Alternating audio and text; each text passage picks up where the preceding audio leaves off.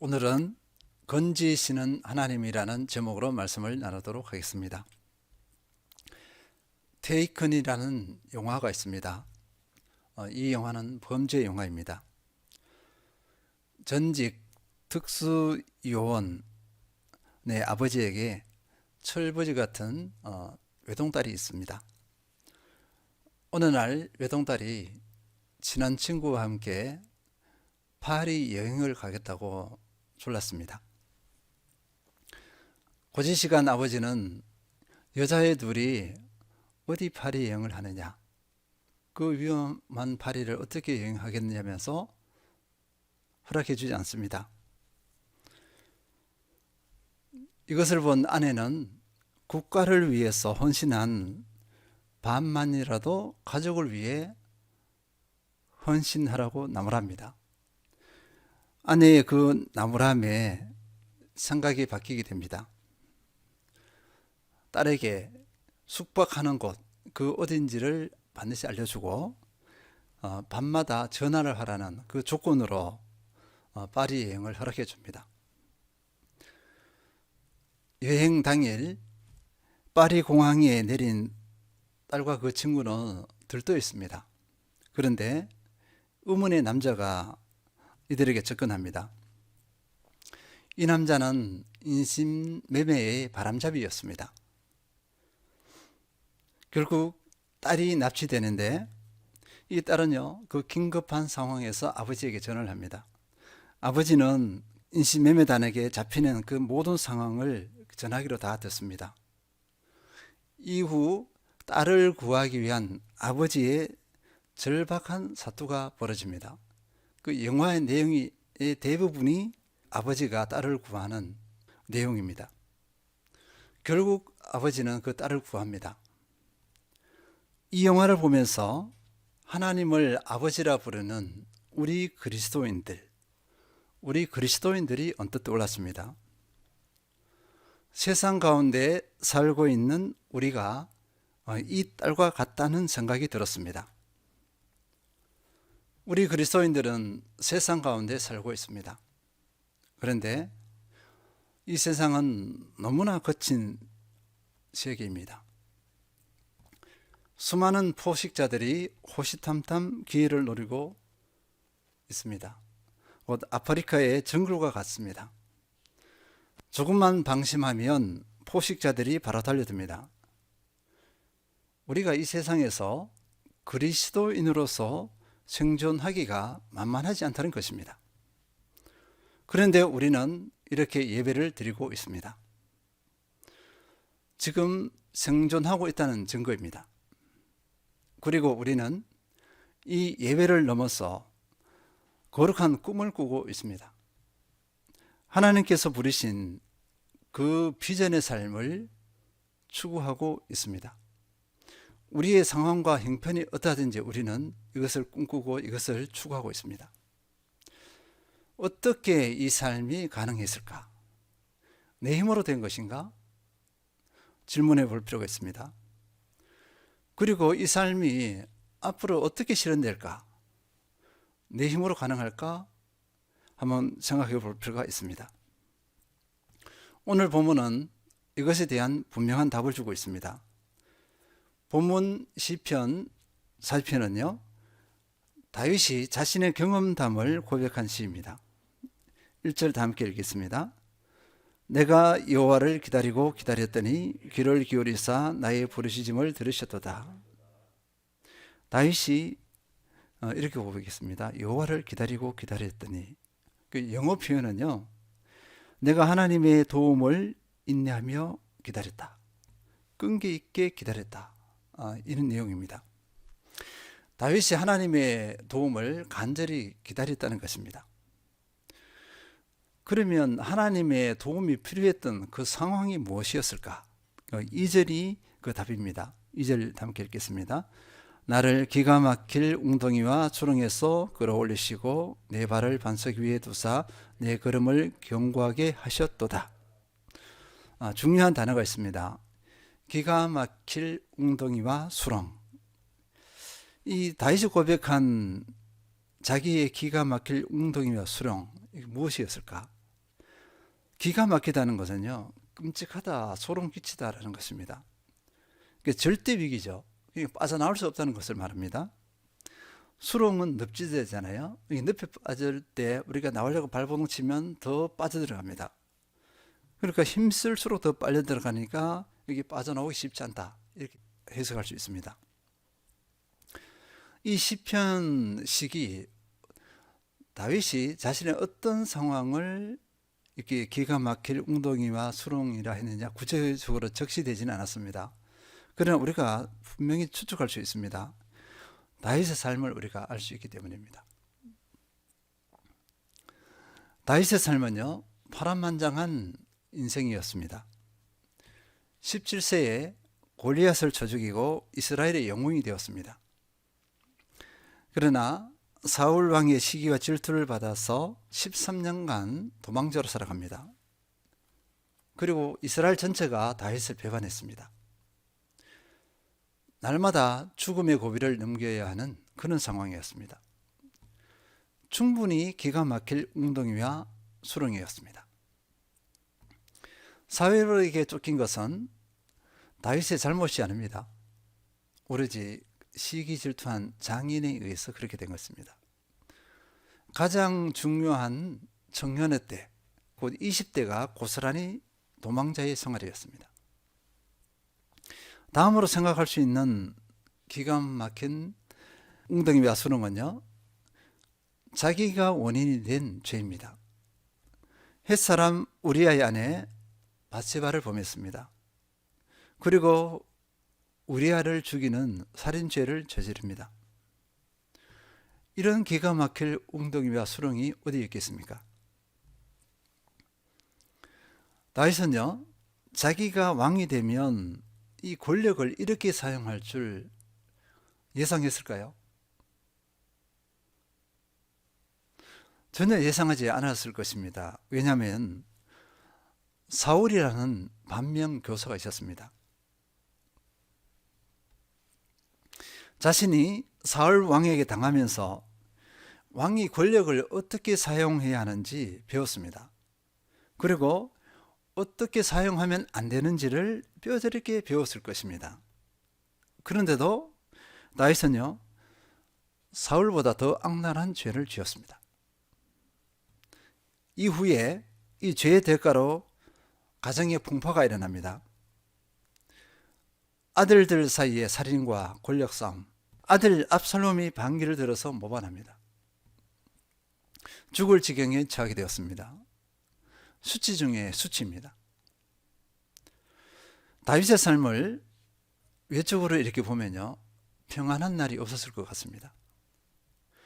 그러니까 기가 막힐 웅덩이와 수렁의 연속, 이렇게 다윗의 삶을 요약할 수 있을 것입니다. 그러면 우리 삶은 어떻습니까? 다를 바 없을 것입니다. 혹 우리 성도님들께서 경험하신 기가 막힐 웅덩이와 수렁, 어떤 것이었습니까? 지금도 이런 웅덩이와 수렁에 직면하고 있습니까?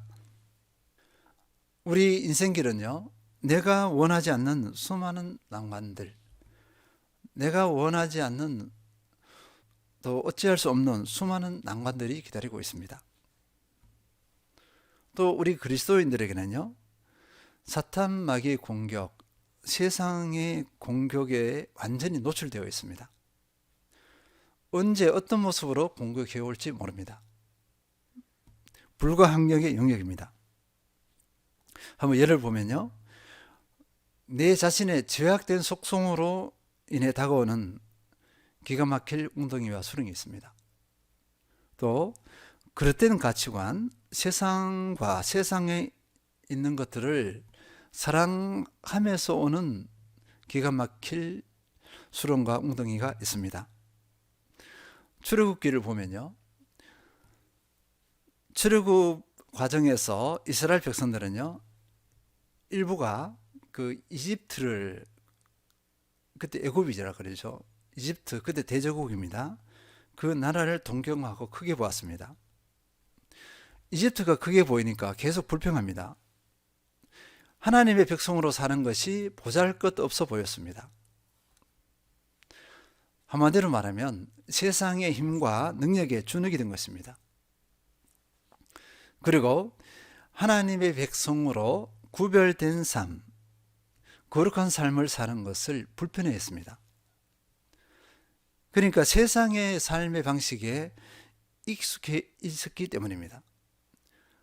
세상의 쾌락에 익숙해져 있었다는 것이죠.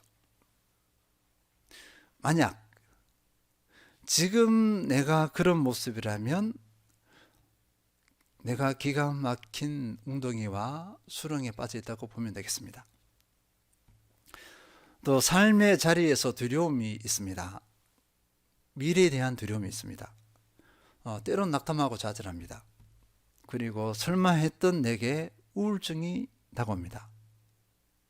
왜 내가 왜 이러지? 설명할 수가 없습니다. 또 잘못된 생활 습관들이 있습니다. 삶을 지혜롭게 살지 못하는 것입니다. 이 건강도 해치죠. 어떤 분들은 이 잘못된 생활 습관에서 중독증이 걸리기도 합니다. 술 중독, 그죠? 담배 중독되죠. 게임 중독, 컴퓨터 중독, 핸드폰 중독, 도박 중독, 각가지에 노출되어집니다. 또 코로나가 우리 가까이 있습니다. 우리가 언제 감염될지 모릅니다. 다윗이나 우리나 세상에서 삶은 늘 기가 막힐 웅덩이와 수렁의 연속입니다. 피할 수가 없습니다. 또 최근은 아니죠. 이미 항상 있었던 부분인데 우리 그리스도인들에게만 특별하게 다가오는 기가 막힐 웅덩이와 수렁이 있습니다. 신천지와 같은 이단입니다. 신천지는 그리스도인들만 공격합니다. 그리고 포섭 대상으로 삼고 있습니다. 그들의 교묘한 계략, 거짓된 계략에 넘어간 분들이 수십만이 됩니다. 이것을 한마디로 이렇게 미혹되었다고 이렇게 표현합니다. 이렇게 이단에 넘어간 사람들은요, 그 인생이 가장 큰 불행이라고 할 수 있습니다. 왜냐하면요, 하나님의 백성에서, 하나님의 울타리에서 사탄 마귀의 종이 되어버리죠. 사탄 마귀의 울타리에 갇혀버리게 되어집니다. 하나님의 모든 은혜들, 축복들을 놓쳐버려요. 그래서 인생에서 가장 큰 불행입니다. 지금까지 나누었던 것들 모두 우리의 현실입니다. 그런데요, 하나님께서는 우리를 보실 때 아까 영화에서 나온 아버지처럼 우리를 그렇게 보신단 말이에요. 그런데 우리는 어떻게 하냐면요, 그렇게 안 봅니다. 별거 있냐 이거예요. 세상에 별것도 있어, 별것 아니야 하면서 자신만만해 합니다. 세상을 모르는 것이고 나도 나 자신을 모르는 것입니다. 영화 그 테이큰에서 외동딸의 철없는 행동이 있잖아요. 우리 둘이 상관없어, 파리 여행 갈 수 있어. 근데 그들에게 닥쳐진 건 인신매매에 잡혀서 목숨을 잃고, 친구는 목숨을 잃고, 외동딸은 큰 상처 가운데 있습니다. 이런 절망적인 웅덩이와 수렁, 내가 어떻게 할 수 없는 이 웅덩이와 수렁에서 다윗이 어떻게 했느냐? 다윗은 지속적으로 기도했습니다. 1절 다시 읽겠습니다. 내가 여호와를 기다리고 기다렸더니 귀를 기울이사 나의 부르짖음을 들으셨도다. 다윗은요, 하나님께 의지했습니다. 하나님 건져주세요. 간단합니다. 이 상황에서 건질 분은 하나님 뿐입니다. 근데 하나님께서는요, 바로 건져주지 않으셨어요. 근데 다윗이 어떻게 했냐? 인내하며 기다렸다 했습니다. 계속 인내하며 기다리며 기도했어요. 하나님을 의지했습니다. 사울에게서 완전히 건진받은 횟수가 몇 년이었죠? 13년 걸렸습니다. 너무하죠? 20대를 고스란히 그렇게 쫓겨다녔으니까 왜 바로 건져주지 않았을까? 이렇게 생각해 봅니다. 근데 하나님께서 건져주신 모습이 어떠냐면요, 2절입니다. 다시 읽겠습니다. 나를 기가 막힐 웅덩이와 수렁에서 끌어올리시고 내 발을 반석 위에 두사 내 걸음을 견고하게 하셨도다. 나를 기가 막힐 웅덩이와 수렁에서 끌어올리시고 이 건지셨죠. 그러니까 외부 공격으로부터 건져주셨습니다. 또 자신의 음란한 죄에서 건져주셨죠. 아들 모반했습니다. 아들 모반해서 건져주셨습니다. 다윗 자신의 힘으로서는 그 웅덩이, 그 수렁에서 빠져나올 수 없습니다. 하나님께서 손을 잡아서 끌어내셨어요. 다윗이 구체적으로 이 궁금한 것에 대해서 어떻게 고백했느냐. 시편 18편 1절 2절입니다. 다는 아니고 부분만 읽어드리겠습니다. 나의 힘이신 여호와여, 내가 주를 사랑하나이다. 여호와는 나의 반석이시요 나의 요새시요 나를 건지시는 이시요. 이렇게 했습니다. 나의 하나님이시요. 이렇게 쭉 나오고 있습니다. 그리고 다윗은요, 하나님께서 나를 건져내셨다에 그치지 않고 어떻게 했냐면요, 내 발을 반석 위에 두사 이렇게 했습니다. 내 걸음을 견고하게 하셨다 이렇게 고백했습니다. 반석 위에 두셨다는 것은 건져서 이제 완전한 보호 가운데 두셨다 이렇게 볼 수 있어요. 그리고 내 걸음을 견고하게 하셨다 이렇게 했습니다. 내 걸음이라는 건 내 인생 길이잖아요. 내 인생을 말합니다. 이 인생을 어떻게 견고하게 하셨다, 새로운 차원으로 나를 이끄셨다 이렇게 볼 수 있습니다. 그러니까 그 수렁의 경험이 다윗을 하여금 오히려 더 새로운 인생의 단계로 나가게 하셨다 이렇게 해석할 수 있습니다. 다윗의 이런 경험에 비춰서 우리도 한번 돌아볼 필요가 있어요. 이런 경험이 있는가 이것입니다. 지금까지 인생길에서 수없이 많이 경험했을 거예요. 그 경험이 없었으면 우리가 이 자리에 서지 못합니다. 그 경험이 있어서 우리가 지금 이 자리에 서 있는 거예요. 연세 드신 분들의 얘기를 들어보면요, 거의 공통적인 것이 있습니다. 뭐냐면 자신의 삶을 책으로 쓰면 몇 권이나 될 것이다. 거의가 일치해요. 그리고 시간만 주어지면요, 기회를 주면 술술술 막 풀어냅니다. 이런 일들, 이런 과거의 일들은 막 끄집어내요. 저도 참 많습니다. 절망 가운데 이제 끝났다 했을 때 말씀을 주셔서 그 위경에서 절망에서 건져내신 그 은혜들 경험했습니다. 이외에 다양합니다. 그리고 또 우리 공동체, 교회 공동체를 한번 볼 필요가 있어요. 교회 공동체의 기가 막힐 웅덩이. 우리 한국교회 이단 공격을 한번 조금 전에 나눴지만 다시 한번 생각해 볼 필요가 있습니다. 우리 한국교회가 그 이단 세력으로부터 속수무책으로 당했습니다. 수많은 그리스도인 성도들, 그들에게 미혹되어서 그들의 포로가 되었습니다. 젊은이들 한두 명이 아니에요. 만대 수십만 명인데 10만 명대 20만 명대가 되어집니다. 이들이 그들에게 끌려갔어요. 한국교회는 별 어떻게 할 수가 없어. 그럴 때 하나님께서 어떻게 하셨죠? 코로나가 오게 하셔서 이 코로나를 통해서 그들의 실체가 드러나게 했습니다. 교회는 가만히 있는데 세상이 그들을 드러냈어요. 하나님의 지혜입니다. 하나님께서 건져주신 거예요. 그러면 왜 이런 상황을 주시는가, 환경을 주시는가, 왜 기가 막힐 웅덩이와 수렁을 주시는가, 왜 제거하지 않으셨는가, 내버려 두셔버리는가.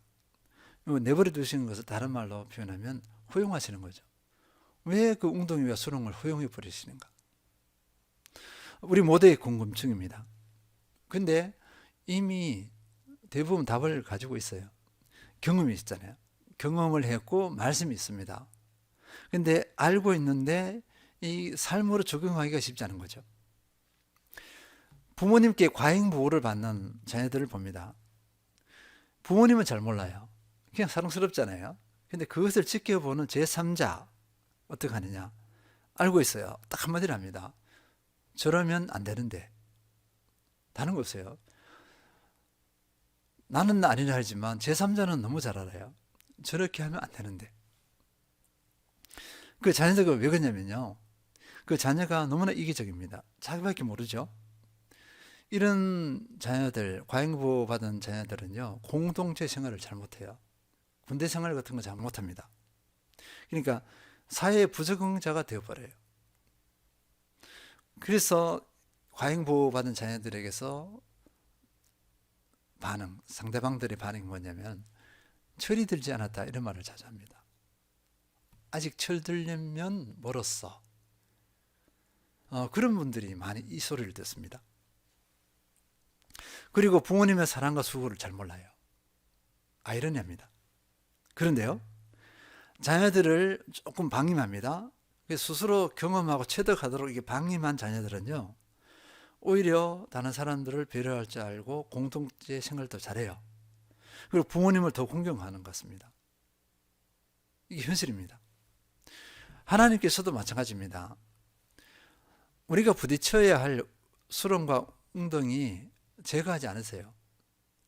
부딪히게 합니다. 그러나 무관심이 아니에요. 눈동자까지 지켜보십니다. 절박한 심정으로 지켜보시며 하나님의 때에 건져내세요. 기가 막힌 타이밍입니다. 그래서 하나님의 때에 건져내시는 그 모습에 한 단어로 이렇게 표현하는 게 있는데요, 다이나믹하다, 이렇게 합니다. 다이나믹. 성경의 예를 들어보겠습니다. 다니엘을 보겠습니다. 다니엘, 정적들의 모함에 의해서 다니엘이 사자굴에 들어갑니다. 그냥 들어가게 내버려둬요. 어떻게 했습니까? 하나님께서 천사를 보내서 사자의 입을 봉해버립니다. 조금 더 다치지 않아요. 멀쩡한 몸으로 다시 사자굴에서 나옵니다. 하나님의 건지심의 모습이에요. 베드로가 어떻게 했습니까? 이 종교 지도자들이 베드로를 그냥 둘 수 없는 거예요. 죽이려고 했습니다. 그래서 내일이면 사형인데 오늘 밤에 베드로는 굴굴 잠을 자고 있어요. 근데 천사가 가서 어떻게 하죠? 하나님의 사자가 가서 툭 쳐서 깨웁니다. 그리고 나오는데 그 문들이 자동문처럼 열려요. 경비병들은 다 그 잠에 취해 있습니다. 아무도 몰라요. 베드로도 이게 뭐야, 꿈이야 생시야 분간을 못합니다. 그렇게 하나님께서는요, 이 베드로를 어둠의 세력부터 건지셨습니다. 이게 하나님의 건지심의 모습이에요. 풍전등화 같은 예루살렘 성, 아수르 군대가 포위를 하고 계속 포위를 하시니까 어떻게 되죠? 장기간이 시간이 흘러가니까 어떻게 되죠? 성에 있는 사람들이 먹을 것이 없잖아요. 굶어 죽습니다.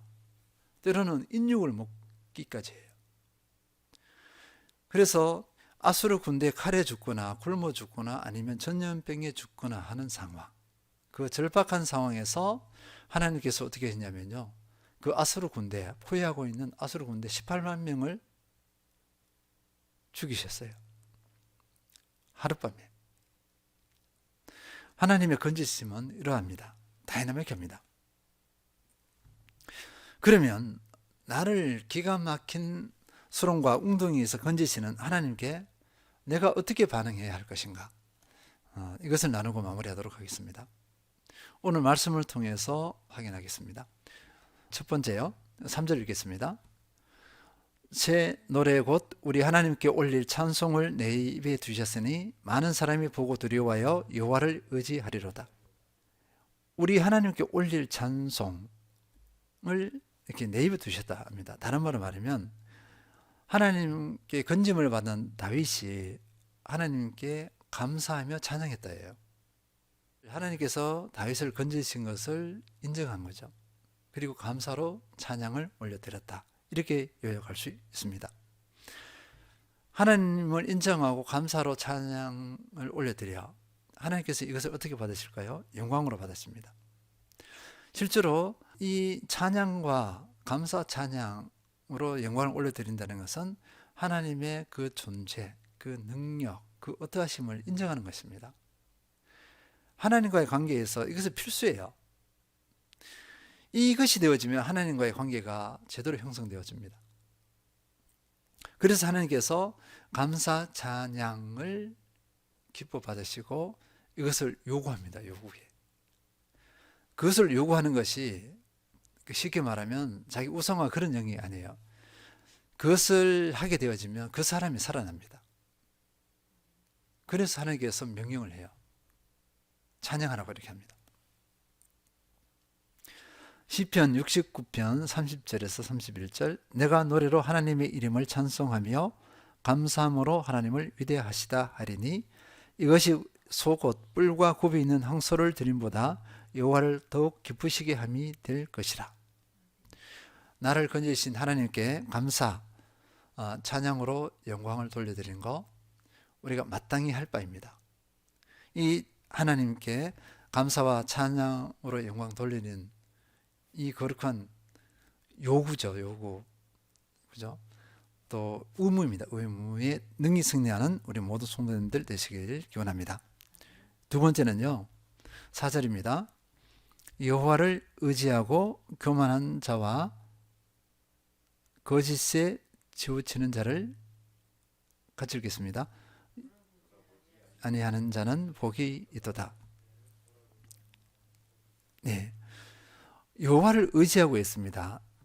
다윗이 어떻게 했냐면요, 건지심을 맛봤잖아요. 그러니까 이제는 하나님만 의지합니다. 이렇게 고백한 거예요. 사람을 의지하지 않습니다. 어떤 힘 있는 자를 의지하지 않아요. 근데 사람들은요, 이 하나님을 의지하기보다는 현실적으로 어떻게 하느냐, 자기를 많이 의지합니다. 또 다른 일을 많이 의지해요. 자기를 의지하고 다른 일을 의지하게 되어지면 하나님의 이 구원의 은혜를 경험하지 못합니다. 그래서 하나님께서는 자기를 의지하기를 원하세요. 또 명령하기도 합니다. 우리는 마땅히 하나님 의지로 반응해야 됩니다. 시편 146편 3절에서 5절, 또 쉬운 성경으로 읽어드리겠습니다. 권력 있는 사람을 의지하지 말며 도울 힘이 없는 인간을 의지하지 말아라. 사람이 죽으면 흙으로 돌아가게 되는데 그날로 모든 계획이 숲으로 돌아갈 것이다. 야곱의 하나님을 의지하고 자기 하나님 여호와께 희망을 두는 자는 복이 있다. 하나님을 온전히 의지할 때 완전한 건지심, 완전한 보호를 맛볼 수 있습니다. 그래서 하나님을 의지하는 것이 복입니다. 또 바울을 예로 들어보겠습니다. 바울은요, 고린도 성도들에게 어떻게 했냐면요, 아시아에서 당한 환난, 고난이 힘에 겹도록 심했다, 이렇게 말했습니다. 살 소망까지 끊어진 상황이었다, 이렇게 말하고 어떻게 했을까요? 또 다른 고백을 했습니다. 고린도후서 1장 9절이에요. 우리는 우리 자신이 사형 선고를 받은 줄 알았으니 이는 우리로 자기를 의지하지 말고 오직 죽은 자를 다시 살리시는 하나님만 의지하게 하심이라. 하나님 의지하는 것은 생명줄이에요. 하나님께서 왜 위기 가운데, 위험 가운데 내버려 두셨을까요? 그럴 때 다윗과 그 복음 전도의 동역자들은요, 하나님을 절대 의지했습니다. 하나님께서는요, 이 생명줄, 이 하나님 의지하는 이 생명줄을 붙잡게 하기 위해서 기가 막힐 웅덩이와 수렁을 허용하시는 것입니다. 그러니까 기가 막힐 웅덩이와 수렁은요, 하나님을 의지하는 도구입니다. 많은 분들이 이것을 모르고 기가 막힐 웅덩이, 수렁을 직면하면 낙담을 해버려요. 자포자기 해버립니다. 이게 어리석음이죠. 하나님 뜻과 계획을 모르는 것입니다. 그래서 하나님을 의지하는 것이 복이다. 기가 막힐 웅덩이와 기가 막힐 수렁은 내게 복을 가져다 주는 참으로 아름다운 상황과 환경이다, 이렇게 볼 수 있습니다. 우리는 이렇게 받아들여야 될 줄 믿습니다. 세 번째입니다. 5절 읽겠습니다. 여호와 나의 하나님이여, 주께서 행하신 기적이 많고 우리를 향하신 주의 생각도 많아 누구도 주와 견줄 수가 없나이다. 내가 널리 알려 말하고자 하나 너무 많아 그 수를 셀 수도 없나이다. 다윗은요, 5절에서 이 하나님을 어떻게 했느냐, 자기를 건지신 이 하나님을 어떻게 하기를 원했죠? 전하기를 원했습니다. 선포하기를 원한 거예요. 그러니까 이 건지심을 받은 우리 그리스도인들은, 체험한 사람들은요, 하나님의 이 구원하심, 건지심을 증거해야 합니다. 그러니까 내가 경험한 하나님, 나를 건지신 그 하나님을 전하는데 잠잠하면 된다, 안 된다? 안 된다는 거예요. 잠잠한 것이 겸손이 아니에요. 게으름입니다. 그리고 직무유기입니다. 우리 복음을 전하지 않아요? 나는 기도만 하겠소이라고 하잖아요. 그것은 게으름과 직무유기예요. 마찬가지입니다. 이 전하는 것은 나를 전하는 것이 아니기 때문입니다. 나를 건지신 하나님을 전하기 때문에 그래요. 이 하나님을 전하는데 인색한 사람들요, 교훈한 사람들은 어떻게 하냐면, 그 사람은 내 업적, 내 능력을 막 전하려고 그럽니다. 누구나 내게 뭐 있는 것을 나누려고 하는 그 속성이 있어요. 건지심을 나누지 않으면, 전하지 않으면 결국 나를 전해버립니다. 이것은 교만이죠. 하나님의 영광을 가로채는 것입니다. 은혜를 가로채는 것입니다. 하나님께서는 나를 어떻게 건지셨는가를 나누셔야 됩니다. 이것이 은혜이고 이것이 하나님을 기쁘시게 합니다. 이 나눔 가운데 더 큰 역사가 있습니다. 아까 나누지 않은 부분이 있습니다. 40편 3절을 다시 읽겠습니다. 새 노래 곧 우리 하나님께 올릴 찬송을 내 입에 두셨으니 많은 사람이 보고 두려워하여 여호와를 의지하리로다. 우리가 찬양 감사하는 것은 내 영역이에요. 내가 하는 거잖아요. 그런데 내가 하나님 앞에서 건지심을, 그 수렁과 웅덩이에서 건지심을 받은 것을 누가 봤죠? 지켜본 사람들입니다. 내가 간증을 통해서, 전하는 것을 통해서 그것을 알게 된 사람들이 어떻게 하냐면요, 두려워하여 여호와를 의지하리로다. 제3자가, 내가 아닌 제3자가 나의 건지심을 본 아는 사람이 하나님을 경외한다는 거예요. 그 사람이 하나님을 의지합니다. 그렇기 때문에 건진받은 그 은혜를 마음껏 나눠야 돼요. 간증일 수도 있고 각가지 모습이 있습니다. 그래야 할 때 그 은혜가 확장되어집니다. 상대방도 건지심을 받을 수가 있어요. 그래서 이 나누는 부분에도 능히 승리하시길 바랍니다. 마무리하겠습니다. 우리는 인생의 여정에서 기가 막힐 웅덩이와 수렁을 경험합니다. 그러나 하나님께서는 그때마다 우리를 건져 주셨습니다. 시편 94편 17절, 여호와께서 내게 도움이 되지 아니하셨다면 내 영혼이 벌써 침묵 속에 잠겼으리로다. 하나님의 도우심으로 우리가 이 자리에 서 있습니다. 그리고 지금까지 삶의 여정에서 경험한 기가 막힐 웅덩이와 수렁은 그 끝이 아닙니다. 앞으로 수없이 다가올 것입니다. 그러나 걱정할 것 없습니다. 하나님께서는 여전히 도우시고 건져 주실 것이기 때문입니다. 이 은혜를 누리는 우리는, 나는요, 첫째, 하나님께 감사로 찬양을 올려드려야 합니다. 하나님을 절대 의지해야 합니다. 그리고 내가 경험한 그 건지심을 마음껏 전파해야 합니다. 이렇게 하며 하나님과 동행할 때 하나님께서는 모든 상황에서 반드시 건지시고 절대 보호로 우리를 지키실 것입니다. 이 은혜가 충만하시길 축원드립니다.